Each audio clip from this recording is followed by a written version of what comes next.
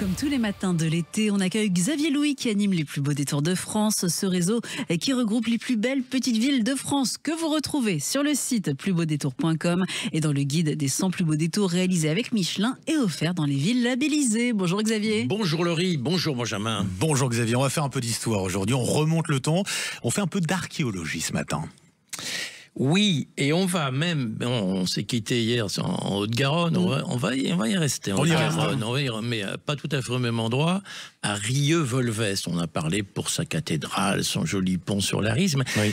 Il y a quelque chose de plus insolite. À Rieux-Volveste, ils ont reconstitué un village gaulois. Ah oui. C'est tout à fait passionnant à vivre, là c'est le truc à faire en famille. Il y a de nombreuses animations régulièrement. Ils ont constitué le village, voilà comment c'était autrefois, comment vivaient nos ancêtres, les Gaulois. Tout à fait. Ouais. À Rieux-Volveste. Hein.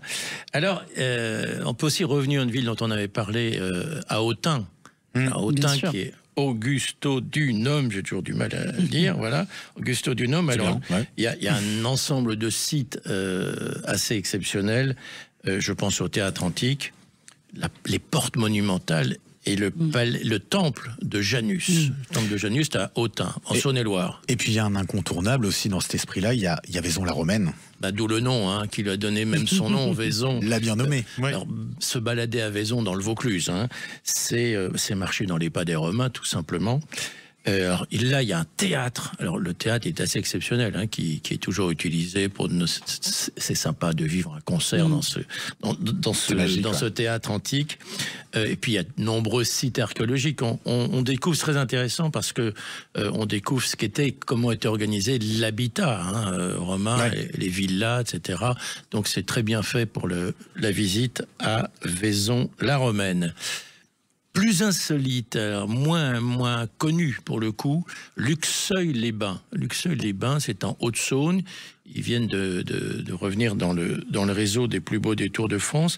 Et là, ils ont un étonnant site qui a été tout à fait réhabilité pour la visite, organisé pour la visite. C'est 450 sarcophages. Okay. C'est une nécropole impressionnante. Hein. Oui. Et en plus, c'est facile d'accès parce que c'est attenant à l'office de tourisme. Je l'ai revisité récemment. Les sarcophages qui datent de quelle époque? Toutes ces époques, romaines même avant. À l'époque romaine. Mais c'est très bien fait, c'est très très impressionnant. Moi, j'avais jamais vu ça ailleurs. Hein. C'est Luxeuil-les-Bains. Bon, on a quitté un petit peu le sud là avec Luxeuil-les-Bains. Est-ce qu'on peut y retourner dans le sud?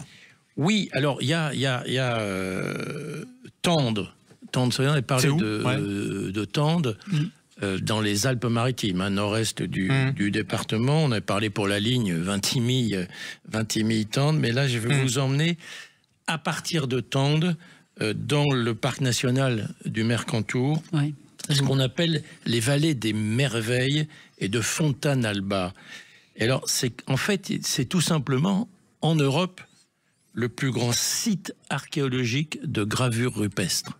Alors, c'est toute une balade, hein, vous imaginez, qui est aussi intéressante en termes de randonnée. Mais je vous dis, c'est quelque chose d'assez exceptionnel comme site archéologique, à Tende, dans les Alpes-Maritimes. C'est bien noté. Vallée des merveilles. On récapitule pour l'archéologie. Rieux-Volveste, Haute-Garonne, Autun, Saône-et-Loire, Vaison-la-Romaine dans le Vaucluse, Luxeuil-les-Bains, Haute-Saône, et puis donc Tende dans les Alpes-Maritimes. Merci beaucoup Xavier. Merci Xavier. Ces villes, on les retrouve sur le site plusbeaudétours.com. Vous pourrez donc choisir votre destination en confiant vos préférences et vos envies à Cicérone. À demain.